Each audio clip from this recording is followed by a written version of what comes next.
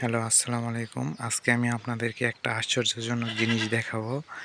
এই যে আপনারা দেখেন, শীতকালে কাঁঠাল।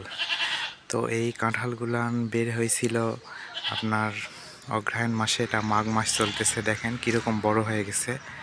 এবং আশ্চর্যজনক আরও দেখেন যে তার গোড়া থেকে আরও অসংখ্য ছোট ছোট কাঁঠাল বের হয়েছে।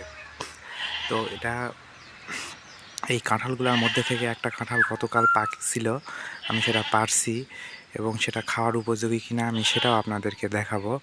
এই যে উপরে দেখেন আপনারা, ছোট ছোট কাঁঠাল আবার ধরে আছে। তো এটা থেকে বোঝা যাচ্ছে যে আল্লাহর অশেষ নিয়ামত, আল্লাহ চাইলে কি না করতে পারে। শীতকালে যে কাঁঠাল ধরে গাছে, এরকম আমি কখনো দেখিনি, জীবনে এই প্রথম দেখলাম। এই যে দেখেন সামনে সরষার ফুল দেখা যাচ্ছে, সরষার হলুদ সরষার মাঠ। তো শীতকাল ছাড়া তো সরষা আপনারা হয় না। তো আমি এখন আপনাদেরকে চলেন দেখাই যে পাকা কাঁঠাল যেটা আমি গতকাল গাছ থেকে পারছি, সেই কাঁঠালটা আপনার খাওয়ার উপযোগী কিনা, কেমন টেস্ট, আমি সবই দেখাবো। একটু ধৈর্য ধরে দেখুন। এই যে হচ্ছে কাঁঠালের অবস্থা। তো একদম সুন্দরভাবে পাকছে, গতকাল গাছ থেকে পাড়ানো হয়েছে।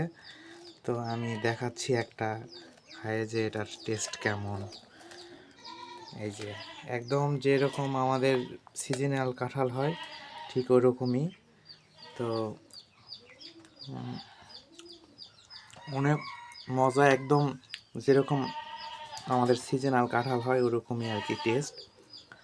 তো এই শীতকালে যে এরকম কাঁঠাল হয় কখনো দেখিনি, এই প্রথমবার দেখতেছি।